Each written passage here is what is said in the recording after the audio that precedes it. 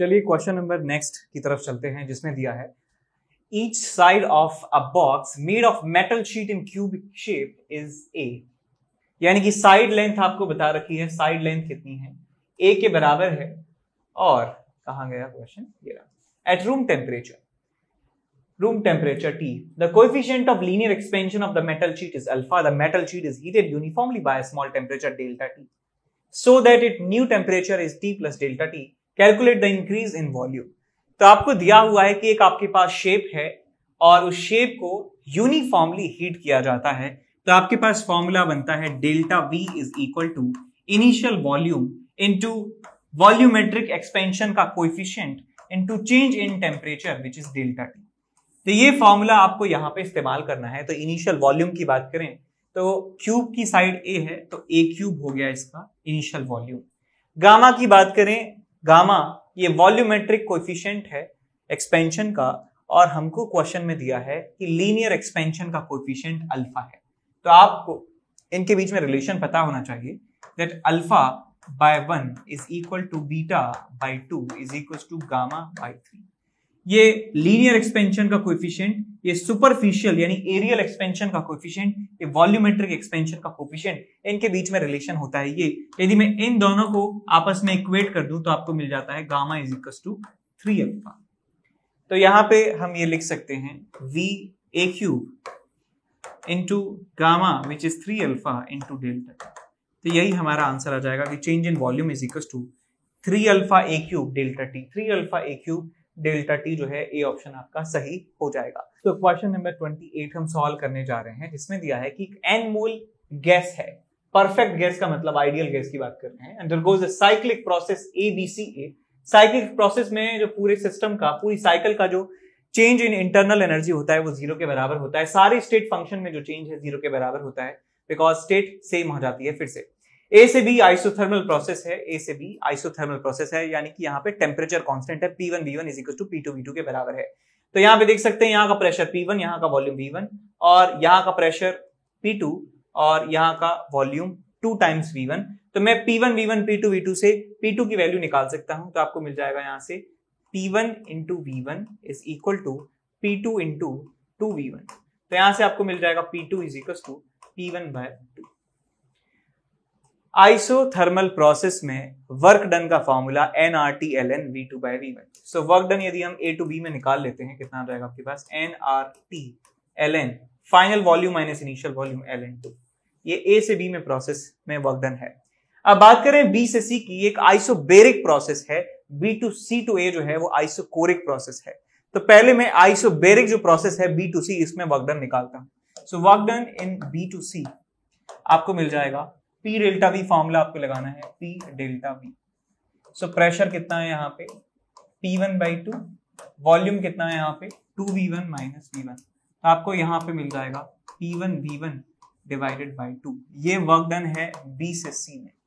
अब हमें जो आंसर है वो टेम्परेचर की टर्म्स में दिया हुआ है, तो यानी कि हमें P1 V1 को एलिमिनेट करना होगा वर्क डन्स में से। तो यहाँ पे वर्क डन में टेम्परेचर T में है हमारा जो फंक्शन है, यहाँ पे P1 V1 में हमें मिल रहा है आंसर। तो हमें सख्त यहाँ पे जरूरत है कि प्रेशर और वॉल्यूम को टेम्परेचर की टर्म्स में कन्वर्ट किया जाए। तो क्या कर सकते हैं कि यहाँ पे मैं लिख सकता हूँ किसी भी पॉइंट पर, इस पूरे ग्राफ में किसी भी पॉइंट पर टेम्परेचर की वैल्यू लिख सकता हूँ मैं PV अपॉन NR के बराबर। So I can say temperature is equal to यहाँ का प्रेशर P1, यहाँ का volume V1 divided by NR। So temperature की वैल्यू आपको पता चल गई, P1 V1 की वैल्यू nRT के बराबर है। सो P1 V1 की वैल्यू यहाँ पे nRT के बराबर रख देंगे, तो हमारा वर्क डन आ जाएगा nRT by 2। Work done bye C to A की बात करें, एक आइसोकोरिक प्रोसेस में वर्क डन होता है 0 के बराबर। तो यहाँ पे टोटल वर्क डन की बात कर सकते हैं, total work done is equal to तीनों प्रोसेस में जो वर्क डन है उसका समीशन। तो यहाँ पे कितना है nRT ln 2, nRT ln 2। यहाँ पे B से C की बात करें, यहाँ पे एक बात ध्यान रखें, यहाँ मैंने V final minus V initial की जगह V initial minus V final कर दिया है। तो फाइनल तो था V1 के बराबर वॉल्यूम हो जाता है, फाइनल वॉल्यूम V1 के बराबर है, इनिशियल वॉल्यूम 2V1 के बराबर है। तो ये आपको माइनस यहाँ पे लगाना होगा, यहाँ पे माइनस, यहाँ पे माइनस। तो टोटल वर्क डन में nRT by 2 आपको मिलेगा। यहाँ से ln 2 माइनस हाफ और यहाँ पे आएगा आपके पास nRT। nRT ln2 minus half आपके पास आंसर होगा टोटल वर्क डन का, ln2 minus half, C option सही हो जाएगा। आगे चलते हैं क्वेश्चन नंबर 29 की तरफ, जिसमें दिया है कि मैच लिस्ट 1 और मैच लिस्ट 2 दोनों को आपको मिलाना है। सो बहुत ही आसान है ये। Isothermal temperature constant, isochoric volume constant, adiabatic heat content is constant, isobaric pressure constant. जो अप्रोप्रिएट आंसर है वो आप टिक कर देंगे। ए का सेकंड, तो ये गलत हो गया और ये गलत हो गया। बी का थर्ड, तो ये गलत हो गया, एक ही ऑप्शन है ए। आगे क्वेश्चन नंबर 30 में आपको दिया है कि पीवी डायग्राम है, डायटोमिक आइडियल गैस है। डायटोमिक का मतलब है एफ की वैल्यू 5 के बराबर है। ठीक, आपको बताना है कि work done by adiabatic process C से डी। सी से डी जो प्रोसेस है उसमें आपको वर्क डन बताना है। तो यहां देखिए बेटा, सी से डी हम जा रहे हैं, वॉल्यूम की वैल्यू कम हो रही है, इसका मतलब वर्क डन नेगेटिव है। इसका मतलब ये ऑप्शन गलत है, ये ऑप्शन गलत है, वर्क डन नेगेटिव है। अब आपके पास दो ऑप्शंस बचे हैं। अब इनमें से एक ऑप्शन निकालने के लिए क्या करेंगे, सॉल्व करेंगे इसको, तुक्का नहीं मारेंगे, सॉल्व करेंगे। तो यहां पे हम लगा सकते हैं फॉर्मूला एडियाबैटिक प्रोसेस का, that is nR delta T upon 1 minus gamma. तो यहां पे nR डेल्टा टी मैं फॉर्मूला लगाऊंगा nR delta T upon 1 minus gamma. ये वर्क डन इन एडियाबैटिक का फॉर्मूला होता है। अब nR डेल्टा टी को डेल्टा पीवी लिखा जा सकता है, बिकॉज एक आइडियल गैस की बात यहां पे कर रहे हैं। So delta PV upon 1 minus gamma, यानी कि P final V final minus P initial V initial divided by 1 minus gamma होता है 1 प्लस 2 बाय एफ। तो आपको मिल जाएगा ये minus of F by 2 delta PV, formula मिल जाएगा। So minus of 5 by 2 P final V final, यहां पे pressure final 200, volume final 3, so 600 minus P1 V1 या P इनिशियल V इनिशियल, यहां पे प्रेशर है 100, वॉल्यूम है कितना 4, सो 400। तो यहां पे आपको रिजल्ट मिलेगा 600 minus 400 that is 200, so minus of 500 joule आपको यहां पे आंसर मिल जाएगा। Minus 500 joule will be the total work done in this adiabatic process CD। आगे चलते हैं क्वेश्चन नंबर 31 की तरफ, जिसमें दिया है कि करेक्ट ऑप्शन कौन सा है टू डिफरेंट थर्मोडायनेमिक प्रोसेस के लिए। एडियाबैटिक आइसोथर्मल का ग्राफ बनाया है प्रेशर वॉल्यूम के बीच में, प्रेशर टेम्परेचर के बीच में, वॉल्यूम टेम्परेचर के बीच में। तो हमें बताना है कौन सा सही है। तो पहले मैं आपको ये तरीका बता देता हूं कि यदि मान लीजिए आपके पास इक्वेशन कुछ इस तरीके से है, y is equal to k x raise to the power something something constant positive में, तो ग्राफ बनता है कुछ इस तरीके से, इस तरीके से ग्राफ बनता है। और यदि आपके पास फॉर्म इक्वेशन कुछ इस तरीके से है, y is equal to some constant upon x raise to the power something, तो ग्राफ बनता है इस तरीके से।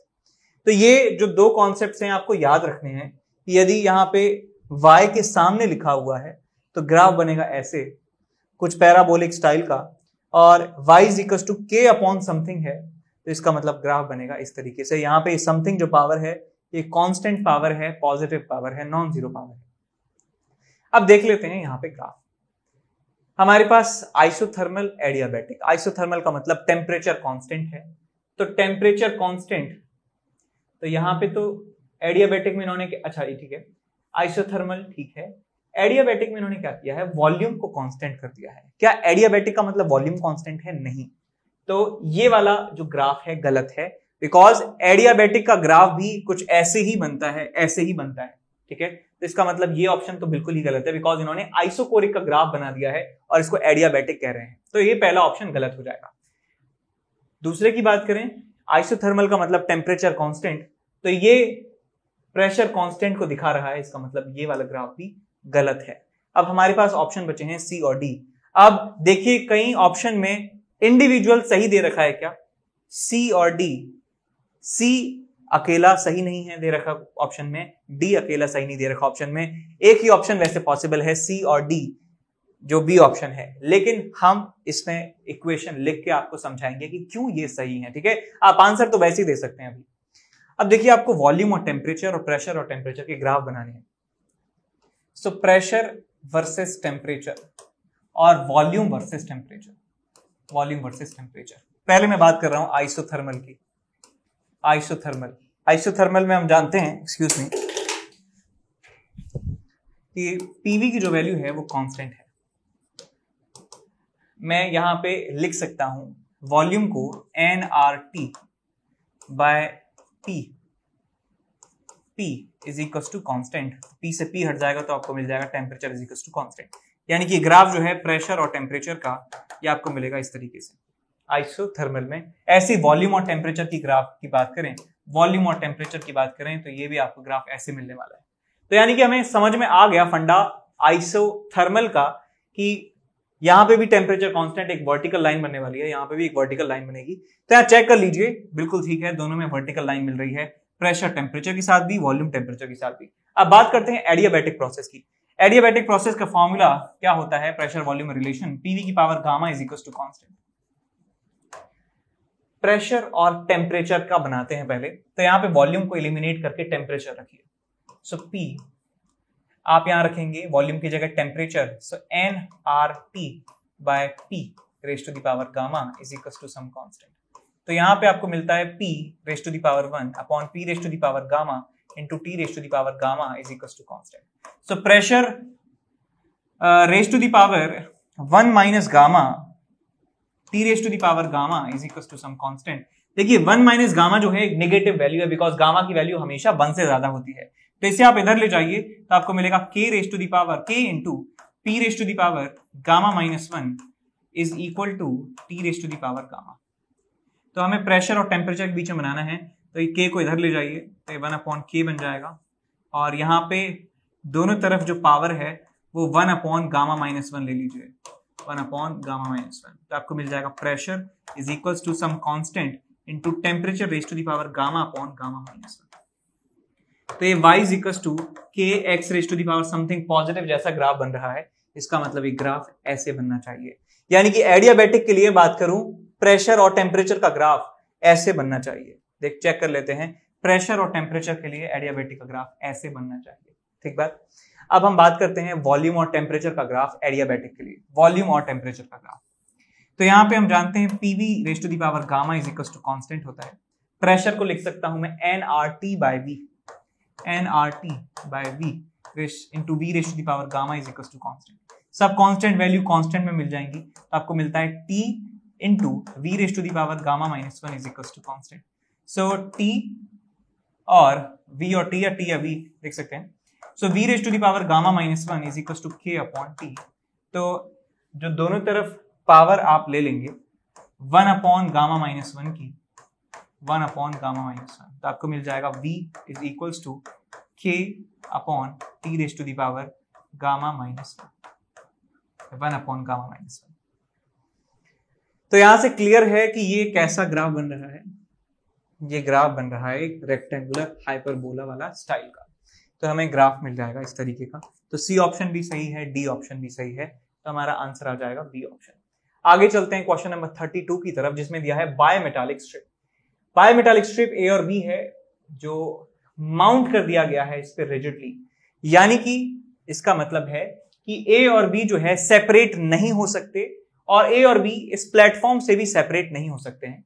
क्वेश्चन में दिया है कि ए का जो कोफिशिएंट ऑफ थर्मल एक्सपेंशन है वो ज्यादा है अल्फा बी से, अल्फा ए ज्यादा है अल्फा बी से। इस बात का मतलब क्या हुआ, क्योंकि हम जानते हैं फॉर्मूला कि delta L is equal to L naught alpha delta T.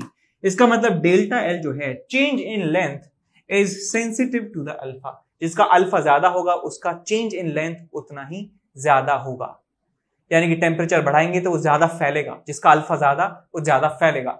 Temperature कम करेंगे तो सबसे ज्यादा कौन सिकुड़ेगा, जिसका अल्फा सबसे ज्यादा होने वाला है।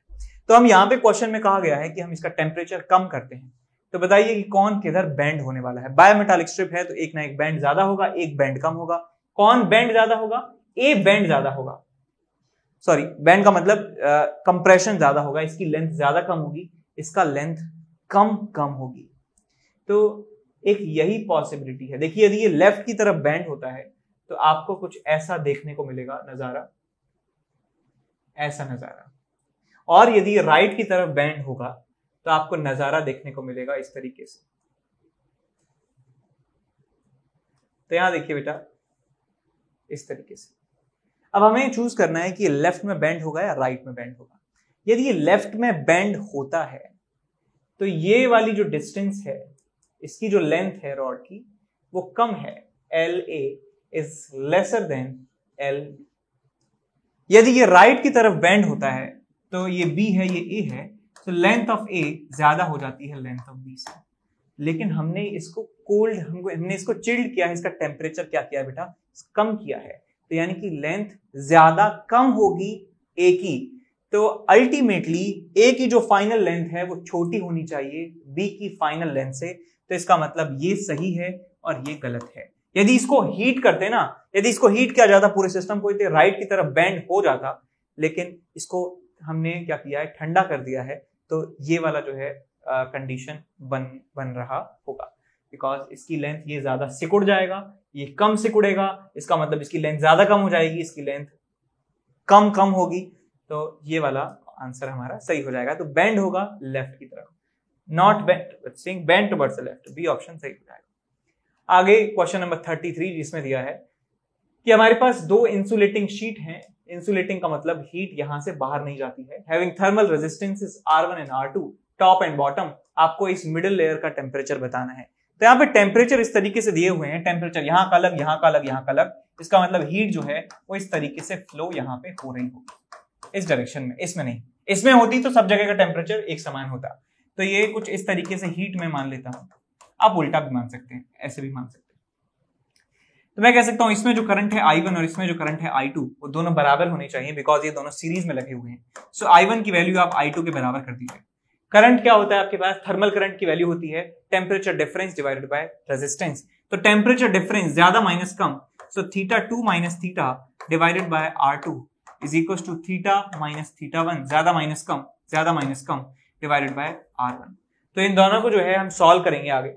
देखिए क्रॉस मल्टीप्लाई कर दीजिए इनको, तो आपको मिलता है θ2 into R1 minus theta into R1 is equals to θR2 minus θ1 into R2।